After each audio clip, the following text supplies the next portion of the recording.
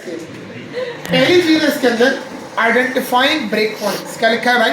Identifying break points. अच्छा, break point का मतलब क्या होता है ये समझ लें। हम रिस्पॉन्सिवनेस कैसे चेक करते हैं? इंस्पेक्ट करके। आप हल्की सी विड्थ कम करते हैं, लेआउट चेंज होना शुरू होता है, हैमबर्गर आना शुरू हो जाता है। जिस पॉइंट पे आपकी वेबसाइट का लेआउट चेंज होना शुरू हो जाए ना, इसको कहते हैं ब्रेक पॉइंट। क्या कहते हैं? Break point. ठीक है, आपसे प्रेजेंटेशन में बहुत दफा एवेल्यूएटर पूछ रहा होता है तुम्हारा ब्रेक पॉइंट क्या है, तो लोग बच्चे जो है अपनी जगह देख रहे होते हैं दूसरे की, यार ब्रेक पॉइंट क्या होता है? ब्रेक पॉइंट क्या होता है? जहाँ पर आपका लेआउट चेंज होना शुरू हो जाए, जहाँ से आपकी रिस्पॉन्सिवनेस अप्लाई होना शुरू हो जाए, उसको क्या कहते हैं भाई? Break point. सेकंड चीज क्या है? Lowering page time.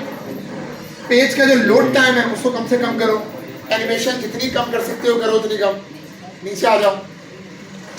Optimising image size, ये ना हो कि इमेज जो है वो एमबीज में लगा दी है भाई, केबीज में लगा लो, थोड़ा सर्चिंग करो उसके ऊपर। मोबाइल फर्स्ट का मतलब क्या होता है? पहले मोबाइल के लिए बनाओ फिर वेब पे। मैंने बताया था लास्ट टाइम भी, छोटे डिवाइस के लिए बनाना मुश्किल है। एक दफा अगर तुमने मुश्किल काम कर लिया फिर तो बड़ी स्क्रीन के लिए बनाना आसान होगा। तो पहला काम हमेशा किसके लिए करें? मोबाइल के लिए। लास्ट सिर्फ रिसर्च फर्स्ट। डायरेक्टली डेवलपमेंट नहीं करनी है, रिसर्च करनी है। रिसर्च में क्या करना है, कैसे, सब ऊपर डिपेंड करता है। डिस्कवर जैसा जो है वो सब। अच्छा, अब ये कुछ चार चीजें हमारे पास, ठीक है? सही प्रोजेक्ट चैट जीपीटी से बना। क्या चीज? नंबर में चैट जीपीटी वाले मिलेंगे जी। देखो मेरे साथ ना एक स्टूडेंट ने ऐसा किया था। अब हमारे पास आ रही है कंटेंट स्ट्रेटजी। अब हम एक और नई चीज के ऊपर आ रहे हैं। उसके बीच में देखो एक बंदा बना हुआ है, यस, तो क्या लिखा है पढ़ने में आ रहा है? Content creator, content writer. वाह, ये कुछ सवालात हैं जो कंटेंट राइटर के हमें as a developer, designer, as a project owner हमें उसके आंसर करने हैं। पहला सवाल वो करता है भाई, ये कंटेंट जो मैं लिखूंगा इसको एडिट कौन करेगा, अप्रूव कौन करेगा? अप्रूव कौन करेगा? इसकी अप्रूविंग अथॉरिटी कौन है? मैं किसके लिए लिख रहा हूँ ये कंटेंट? फॉर एग्जांपल भाई, बिजनेस का जो ओनर है वो करेगा, मेरा मैनेजर करेगा, किसको दिखाना है कंटेंट? अप्रूवल किससे मिलेगा? उसके बाद वो पूछेगा भाई, how will success be measured? ये कंटेंट कितना अच्छा है, कितना सक्सेसफुल है, ये कैसे मेजर होना है? आगे चलते हैं। What we are trying to achieve here, जो मैं लिख रहा हूँ उससे मुझे अचीव क्या करना है, मेरा गोल क्या है, मैं चाहता क्या हूँ करना उससे। आगे what content have we already got, पहले से क्या मौजूद है मेरे पास। अब दो चीज है, मुझे पूरा कंटेंट शुरू से लिखना है या पहले से कुछ है मेरे पास मौजूद, ये चीज। How much time I have got, भाई जो मुझे काम दिया गया है उसकी डेडलाइन क्या है? 2 दिन मिल रहे हैं, 1 हफ्ता मिल रहा है, 1 महीना मिल रहा है, कितना टाइम है? Deadline. What style, tone and voice. Tone वगैरह जरा बोलने तो उसमें तो आपको क्लियर समझ में आ रहा होगा। लिखने में क्या होता है, आपको बड़ी पोलाइट वर्ड यूज करने हैं, काइंड वर्ड यूज करने हैं, बहुत हार्शली बात करनी है, आपने क्या करना है? क्या चीज? स्ट्राइविंग, इसके लिए मैं कोशिश करूंगा। सही। What are our competitors doing? Competitor का मतलब क्या होता है? एक कपड़ों की वेबसाइट आपने खोली, आपसे पुराने भी तो ब्रांड चल रहे हैं, वो क्या करें? अब इसका मतलब ये नहीं कि उनका कंटेंट छाप के ले आओ, इसका मतलब ये आप उसको ऑब्जर्व करें कि मैं, फॉर एग्जांपल वो कोई काम कर रहे हैं तो मैं ऐसा क्या करूं कि मेरी जो रीच है वो उनसे ज्यादा हो, मेरे ब्रांड को जो लोग जान रहे हैं उससे और अच्छा जाने, उससे और अच्छा समझे, मैं ऐसा क्या करूं? तो उनको ऑब्जर्व करना पड़ेगा। आगे आए, does this content already exist somewhere? ऐसा तो नहीं जो कंटेंट मैंने लिख दिया है वो पहले से नहीं पढ़ा हो, ऐसा तो नहीं जो कंटेंट मुझे पहले से मिला है वो कहीं छापा हुआ कंटेंट तो नहीं है, कॉपीराइट इशू तो नहीं है। What does, where does this overall structure, पूरे स्ट्रक्चर में जो मैं पैराग्राफ लिखूंगा, जो मैं नाम लिखूंगा, जो हेडिंग लगाऊंगा, ये फिट कहाँ होगा? इंफॉर्मेशन आर्किटेक्चर पढ़ा चुका, स्ट्रक्चर पूरा पढ़ा चुका, यूआई का प्रिंसिपल था। How can we help our readers find it? हमारे रीडर्स को मिलेगा कहाँ ये कंटेंट? मैं कुछ ऐसा कर सकूं कि उनके लिए कंटेंट को ढूंढना आसान हो जाए, इसको पढ़ना आसान हो जाए, इसको समझना आसान हो जाए। What has research taught about our reader? Research यानी यूजर को जब मैं जान रहा था, जब यूजर्स को पहचान रहा था, उससे मुझे यूजर बिहेवियर के बारे में क्या पता लगा, उन ऑब्जर्वेशन को भी मैंने यहाँ पर नोट डाउन करना है। उसके बाद देखिए लिखा है, आखिरी पॉइंट है, what are the special restrictions? Special की मीनिंग? हाँ, खास ये आया रिस्ट्रिक्शन यानी लिमिटेशन। इसका मतलब ये होता है भाई, ऐसा ना हो कोई कंट्रोवर्शियल बात लिख दी, कोई पॉलिटिकली इनकरेक्ट बात नहीं लिखनी। ये नहीं करना कि भाई फॉर एग्जांपल कॉम्पिटिटर को डायरेक्ट अटैक कर रहा हूँ, अपनी मार्केटिंग अपने ग्रोथ के चक्कर में लिख दिया। भाई फॉर एग्जांपल हम एक कपड़ों की वेबसाइट बना रहे थे, हमने अपना एक ब्रांड खोला जैसे शहीद क्लोथिंग हाउस, सही ऐसे अब शहीद साहब ने वेबसाइट में लिखवा दें जे डॉट तो बहुत बेकार है जाने में। ये डायरेक्ट अटैक नहीं करवा सकते आप, कोई पॉलिटिकल बात नहीं करनी, कोई कंट्रोवर्शियल बात नहीं करनी। ये तमाम सवालात एक कंटेंट राइटर को अपने कंटेंट लिखने से पहले और बाद में आंसर करना। कंटेंट राइटर अलग है, सही है, कंटेंट क्रिएटर। यस। सॉफ्टवेयर देखो, सॉफ्टवेयर का मतलब ये नहीं डेवलपमेंट ही होगी, इसके अंदर बहुत सारे रूल्स हैं। मैंने लास्ट टाइम एक रोल बताया था बिजनेस एनालिस्ट, यूआई यूएक्स पढ़ रहे हैं हम। बिल्कुल। उसके बाद आपका एक डेटाबेस इंजीनियर भी होता है, तो सिंपली डेटाबेस को मैनेज कर रहा होता है। एक आपका कंटेंट राइटर भी उसमें होता है। तो जब एक टीम बनती है ना, उस टीम के अंदर सिर्फ डेवलपर्स नहीं होते हैं, और भी बहुत सारे डोमेन के लोग होते हैं। बोलो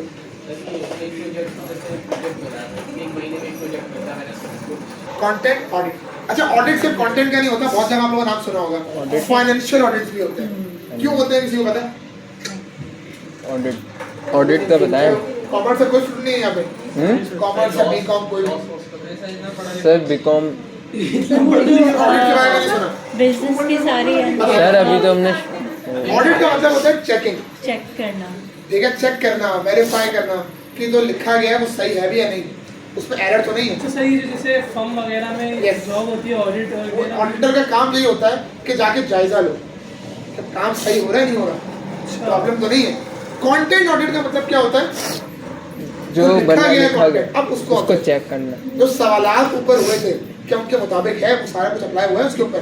और सर ऑडिट के जाते होते हम साथ थोड़ा सा रह गया। हाँ, ऑडिट के अलावा एक और भी होता है ना सर, क्या होता जो है? काम कर रहे हो ऑडिटर, नहीं सर, जैसे बीकॉम वगैरह करते हैं, अकाउंटेंट जो होता है, अकाउंटेंट अलग चीज है। अकाउंटेंट का काम होता है हिसाब किताब करना, हिसाब किताब रखना। फर्म में जाते हैं सर, फर्म में जॉब लगती है, अब फर्म की अलग मतलब वो भी लगती है, उसमें ऑडिट भी होता है, वो अलग होता है। ऑडिट अलग। वो चेक एंड बैलेंस करते हैं जो यार ये सारी चीजों पे ऑडिटर का काम ये होता है चेक एंड बैलेंस, हाँ। जायजा लेना। जायजा। अकाउंटेंट का काम होता है हिसाब किताब करना, हिसाब किताब रखना, ये सारे books को बैलेंस maintain करना। लेवल पे है या ठीक है जी? बैंक में बैंक हाँ ये बैंक पे। अच्छा, कंटेंट ऑडिट के बारे में एक बात याद रखिएगा हमेशा, इसे हमेशा एक बड़ी स्प्रेडशीट के अंदर किया जाता है। स्प्रेडशीट की अगर मैं सबसे बड़ी आपको एग्जांपल दूं, Right. आपका एमएस एक्सेल होता है क्या, कुछ चीजें उसके बारे में नोट डाउन की जाती हैं।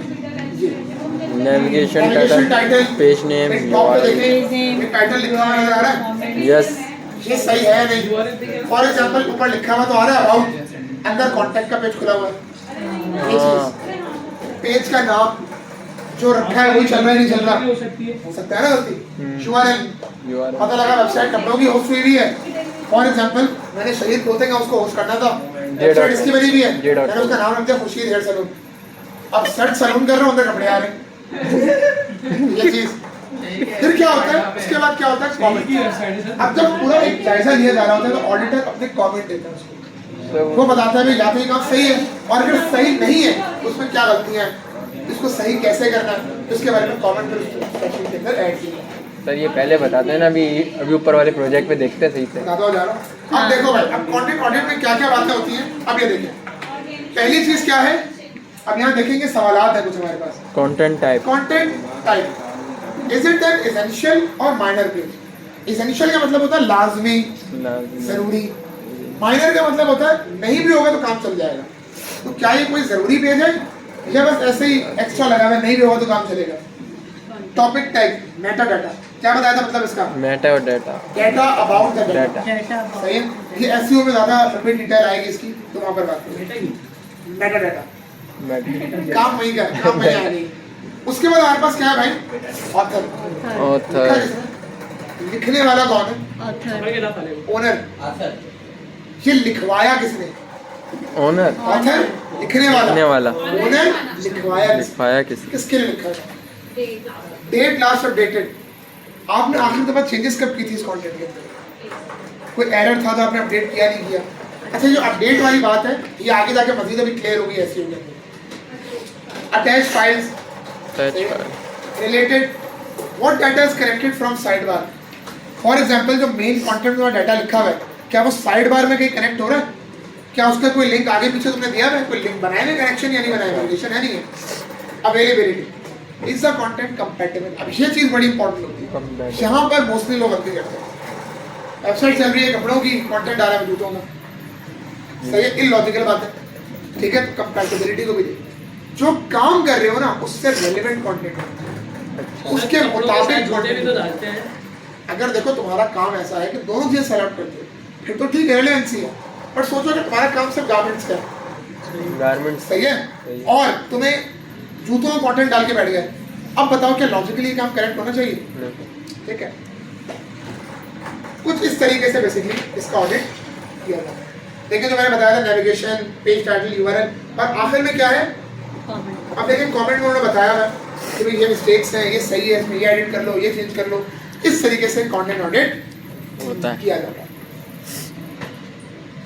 परफॉर्मेंस ठीक है जी, कुछ इस तरीके से फिर उसकी पूरी रिपोर्ट दी जाती है। सर ये अब तो जब रिपोर्ट आ जाती है और उसके आपको फीडबैक मिल जाते हैं, फिर उसकी बेसिस के ऊपर आप अपनी वेबसाइट को अपडेट करते हो, अपग्रेड करना शुरू करते हो और उसकी परफॉर्मेंस को इम्प्रूव करते हो। अब दो तरह के डिजाइन है हमारे पास, एडाप्टिव, एक हमारे पास क्या है? रिस्पॉन्सिव, और एक दूसरा क्या है? एडाप्टिव। एडाप्टिव। अच्छा, रिस्पॉन्सिव में तो बात क्लियर हो रही होगी, बिल्कुल रिस्पॉन्स हर वेबसाइट पे चल जाए, हर डिवाइस पे चल जाए, बिल्कुल। अब रिस्पॉन्सिव वेबसाइट तब बनती है जब कस्टमर का खर्चा करने का प्लान हो, मतलब जब कस्टमर वाकई ये चाहता है कि मुझे हर चीज चाहिए, तब रिस्पॉन्सिव बनती है और उसके जो पैसे हैं वो थोड़े से ज़्यादा एडिशनल काम करना पड़ जाएगा ना। एडेप्टिव का मतलब क्या है? स्टैटिक डिजाइन, कोई रिस्पॉन्सिव नहीं, देखो इसमें लिखा भी है लेस स्पेंडिंग का, कम से कम खर्चे में वेबसाइट तैयार करके देनी है, तो वो आपकी कौन सा डिजाइन कराएगा भाई? एडाप्टिव। अच्छा, अब ये कुछ टिप्स है, ये क्या है भाई? ये डिजाइनर्स के लिए। Invite developers for discussion. अब जब तुम डिजाइन बना रहे हो पेपर पे या कोई वेबसाइट पे डिजाइन फिल्मा वगैरह के ऊपर, डेवलपर को साथ बिठाओ, फिग्मा। इसलिए बिठाओ उससे ये पूछो भाई मैं डिजाइन तो बना रहा हूँ, तुम ये डेवलप कर पाओगे? अच्छा, ये ना हो कि डिजाइन तो आपने बना दिया, ये कोई बिल्कुल ही भारी किस्म का, उसके बाद डेवलपर सर पकड़ के बैठ गया, भाई ये तो बन नहीं सकता।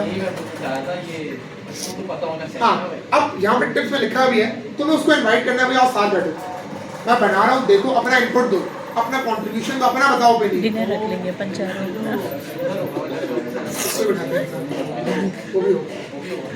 वो बताएगा ये करके तो हाँ, अच्छा जरा determine the differences and similarities between page components.